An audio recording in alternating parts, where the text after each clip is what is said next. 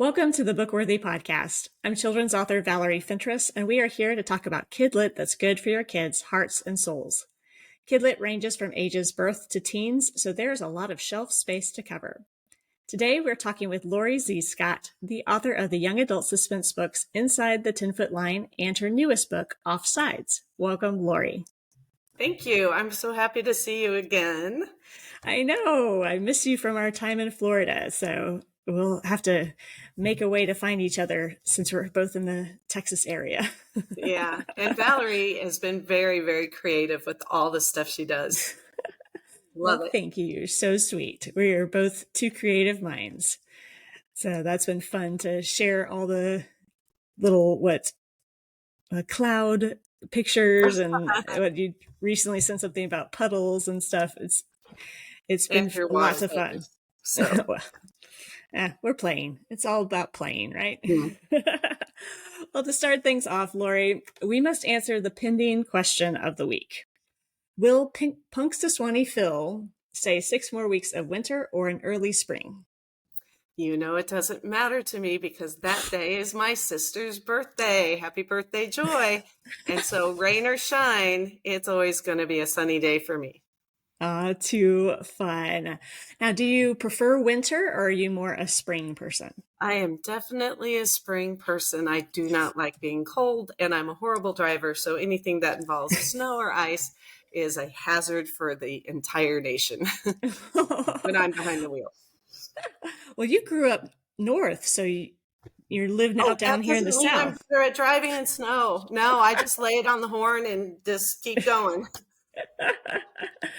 Too funny. My husband grew up in Colorado and Iowa, and he got to experience snow before driving, and so it wasn't quite as chaotic. And so he says he never learned to drive in the snow, though he loved it. So yeah. But down here in Texas, it's ice we have to worry about, right? Yes. So, and interstates and potholes and actual drivers themselves. This is true. It's a jungle out there on the roads, right? No matter probably whatever state you're in. Yeah. Too fun. Well, back in October, you released a book called Offsides, which is a young adult Christian suspense book, which has a focus on soccer. Now, are you a soccer player? My children were soccer players. When I was growing up, we did not have soccer as a sport. So I consider myself a volleyball player, basketball player, track, swimming, but not soccer. It didn't matter, though, because I experienced quite a bit of soccer as a soccer mom. Yes. You see a lot of different sides of soccer as a soccer mom, for sure. Definitely. And my roommate in college was a soccer player. They did have soccer there. Way fun. Now, with Inside the 10-Foot Line, that was volleyball was the focus of that book. And then soccer is the focus of Offsides. So I'd say sports are something you're very comfortable with and something you really enjoy. What's been your best, I guess, sports experience or most memorable? Oh, goodness. I kind of like all the sports very much. I just like the competition, the adrenaline, the suspense that runs through. I even enjoy the practices, the grueling practices, because there's just something about perfecting a skill and getting it going. But probably my most memorable, and don't laugh, are the casual games that I had with my dad. He's a professor at Purdue University. And at noon sometimes, when both of us were available, I would go and play with him.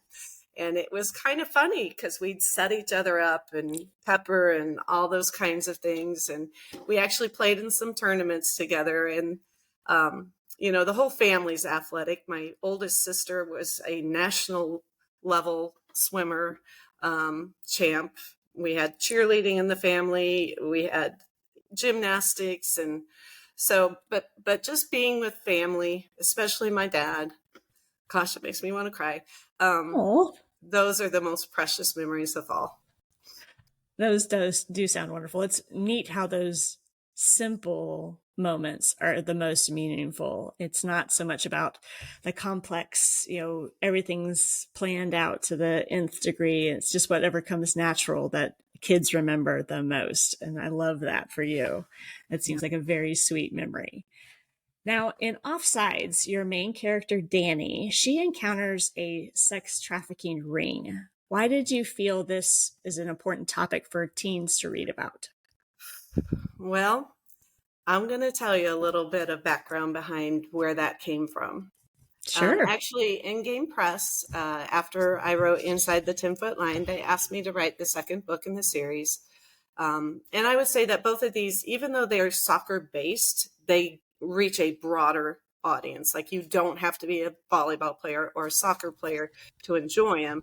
It's sort of like, well, at least in Offsides, it's sort of like the Good Girl's Guide to Murder on a soccer on a soccer field, right? Um, but I had submitted a plot for book 2, and they came back and they said, look, we have another story that we're going to be publishing soon that has a very similar plot. So we need you to go a different direction. And I actually took the problem to my critique group, just a wonderful group of girls.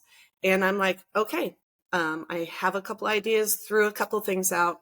And one of the girls there, her name's Gail, she works at her church at a program that helps victims of human trafficking recover. And she looked at me and she said, Lori, I think you need to write about a tough topic. I think you need to write about human trafficking. And I thought about it and I looked at her and I said, no, no, this is a horrible thing. This is young adult. I would have to do research. It's going to be horrible research. I can't stomach the topic. Just no. And then, recently in Texas, we had that girl that went to a sporting game in Dallas, and she was taken from the restrooms and she was trafficked, sexual trafficked, and her parents helped hunt her down, and they found her online, like 10 days later. Sorry, it just makes me want to cry. And it wasn't the first time I'd come into something like that. When I lived in Indiana, one of our professor's daughters, the same thing, she was trapped. And I'm like, you know what? I need to take another look at this. It's one of those things where God tells me to do something and I say, no, not going to do it. And he keeps bringing it and he keeps bringing it. So he kept bringing it back to me. And finally I said, despite all the no's that I have in my life, I can say yes. Like, yes, I don't know enough about it, but I can learn. And yes, the research is horrifying, but there's also hope, because there's organizations out there that are working with people that are recovering from trafficking. And no, it's not a topic that's easy for young adults or anyone to look at. But yes, we need to know, because that's the age group that's being targeted. And yes, it can be done in an age appropriate way. And so I just dove in after that, did the research, got in contact with a couple of local missions. One I hope to donate some of the proceeds to is Unbound Now, and they have a chapter in Dallas, Texas. So I just the story just kind of took off, and it ended up being so incredible. Like, when my parents read it, they're my editors, that my dad, who's a huge volleyball fan, was like, I like this even better than your volleyball one. And my editors read it and they were like, wow, I didn't see that coming. This is a great message. And so it was very affirming to me. Now, go forward about a year and we start having things coming out like all around this release. The Sound of Freedom being released right before the book comes out.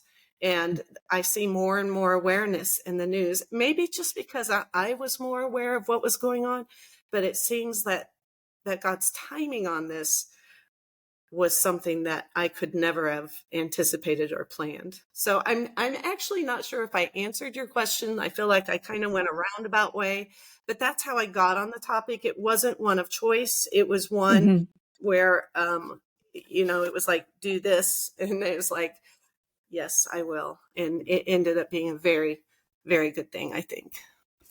It's one of those things God does a good job of pushing us out of comfort zones because he Yes. sees a bigger picture than we do. And it's not always easy to make that jump.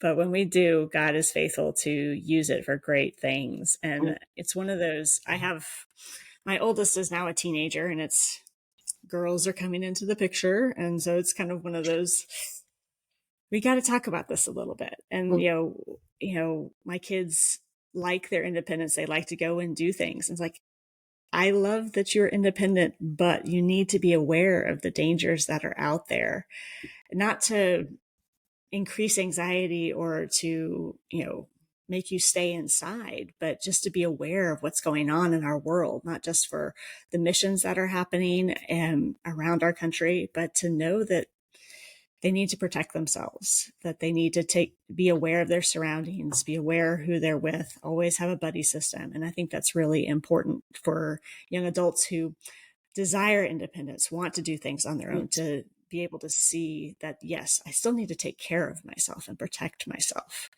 and Yes. while being independent. Yeah. Now, I will add one go more ahead. thing. There are some tips at the back of the book as well, things to look out for, numbers that you can call to find out more if Mm-hmm. you need it. So there's a little bit of resource added. That's awesome. Now, what is it with dealing with such a topic? This is what is it? For the Christian market. So how is faith woven into this storyline? Okay, good question. I find that no matter what I write, whether it's for a general market or for a Christian market, just because of who I am and what I believe, there's always going to be that element of hope and faith. In this particular one, and I was involved in this in high school, we had Fellowship of Christian Athletes. And so I couldn't use that name, but we do have a similar organization or club at the public high school that Danny goes to. And she's a member of that. And it's after this crisis that they experience, the news report that comes out, that the leader of that organization talks just a little bit about it. She also makes friends with a boy who always has a verse for her that he sends to encourage her before each game. And it seems like, well, you're just putting that in for the Christian element. It actually ends up being crucial to how the plot turns later in the story. So there is a Christian element there. There's that idea, though, still, like, I feel like a general market person could read this and not feel overwhelmed like I'm preaching to them, because it's not that way at all. I was a Christian growing up in a public school. And so I know, I mean, you live your faith through your actions, and then sometimes you use your words to talk to other people, but it's usually through your actions that they will see and notice and ask questions. And so that's the way the main character is also in the book. Very neat. And speaking of public school, you're also a teacher, I am. right? So Yes, you I teach am. in the public school space also. I do. What grade are you teaching Well, currently? this year I'm currently teaching second grade math. Haha. But I have taught all the grades, kindergarten through fifth, in all the subjects, reading, writing, science, social studies. Pretty much I do whatever it is that nobody else wants to do, because it's just kind of fun and I like a challenge. Yeah. I mean, math would definitely be a challenge for me, even second grade math, because I think, what is it? Second grade math is closer to fourth grade math, or what fourth grade math was when I was in school. So Uh, it's like, wow, we're asking multiplication of second graders now. It's like, as an artist, it's a matter of pattern and being able to think outside the box a lot of times. I think you do better than you give yourself credit. you might be right. There's every once in a while I'll solve a problem that I'm like, surprise myself. But Yeah. it is about patterns and understanding things. I've got a kiddo that's jumping into algebra now, and it's like, hey, bud, this is just a different way of thinking about math. And he's kind of like, once he got that understanding, he was like, oh, okay. I can think differently about math. I'm like, okay, yes, let's do this. Definitely. Too fun. What is your favorite thing about being a teacher, Lori? The kids, definitely the kids. I think they'll learn in spite of me, as long as they know that they're loved and cherished. That's my most important role, is to let them know that they are seen, they're heard, and that they are loved. Oh, that is, I mean, that's a perfect message for the heart behind most teachers that I know in my kids' life. Is just they've done an amazing job of loving on my kids and seeing them for who they are. And those are the teachers that always get remembered many years down the line. And they're like, I remember when Miss Scott told me this, and it inspired me to become something else. So I think there's a quote out there that says you can be a astronaut, a politician, a doctor, but a teacher makes them all. Just the influence that teachers have on our lives. So that is an amazing accomplishment. Now, what is your hope to communicate to the kiddos that read your book offsides? Well, first of all, I want them to enjoy it. Just like I have a hard time keeping my faith out of anything I write, I also have a hard time keeping humor out of anything that I write. It's just, okay, so they asked me to do a romance. I don't write romance. I don't. For an anthology, I'm like, okay, I like a challenge. I will write romance. It's almost more of a comedy if you read the anthology. So in Inside the 10-Foot Line, there's a lot of humor. In this one, even though the topic is very, very heavy, there's a lot of humor. And it's mostly at the front side of the book because those heavier things don't come until later. But it's there. And I think that's important.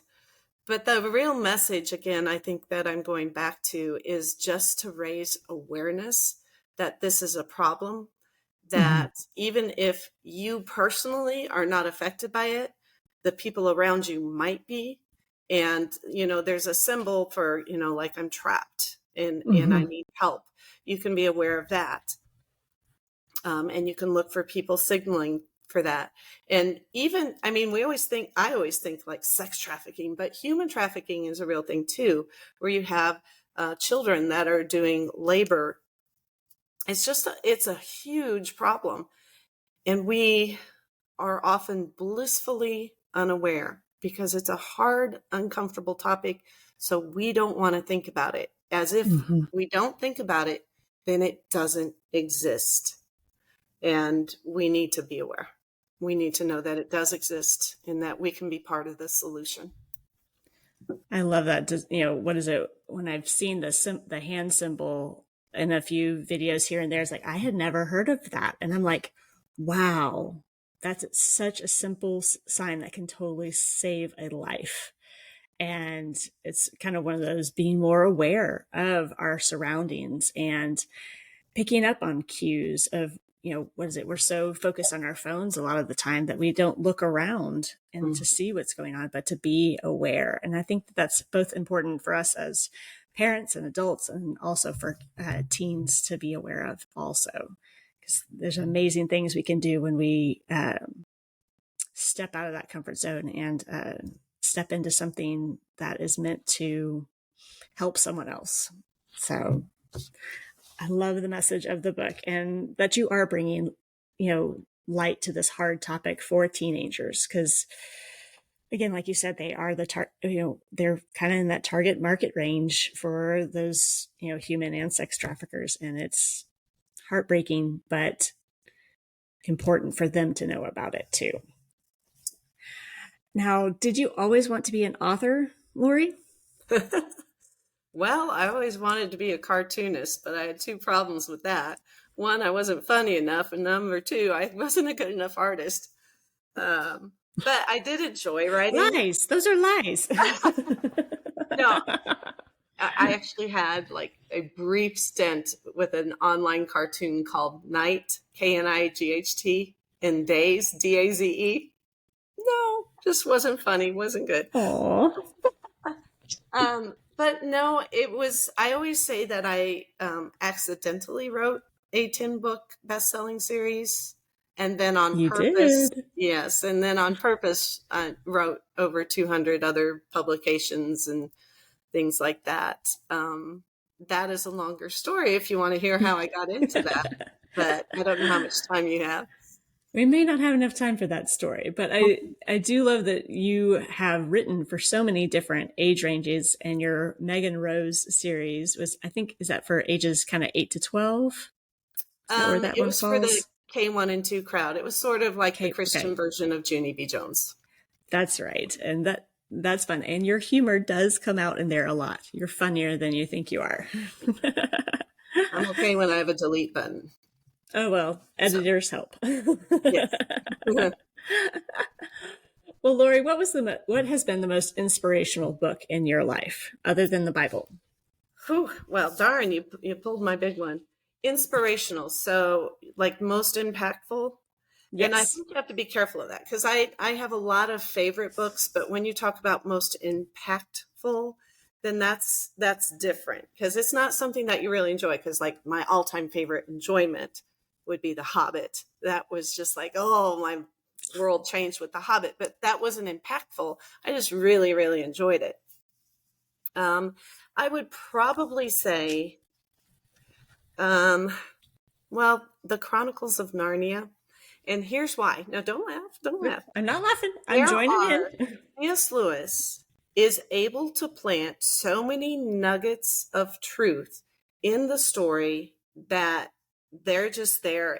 And so when you think about the impact that it has, like I can read that book in a public school setting and it's fine.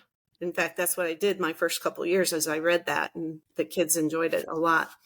But I remember things like Lucy with her siblings trying to go someplace, and she's like, I think we should go this way. I think Aslan wants us to go this way. And they're like, no, it's going to be too difficult. We're going to go this way. And so she relents, even though she knows she should go this one way because that's where Aslan's leading her. She relents and she goes with her siblings, and it ends up being a complete disaster. And later in the book, she meets up with Aslan and she's like, what would have happened if I had gone the direction that you were leading me? And his response was something like, we will never know. You just have to go find where you're at right now and go from here. And that's a Mm-hmm. great lesson for us as adults too. Like we think, oh, if only I had gone this way, if only I hadn't done this thing, or if I had chosen to do this or talk to this person, because God was nudging me to do it and I ignored that nudge. That's me all the time. I ignored nudges when I shouldn't.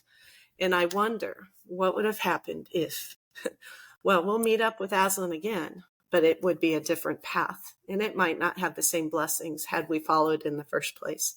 And those are the kind of wisdom nuggets that I get from the Chronicles of Narnia that make me really appreciate it.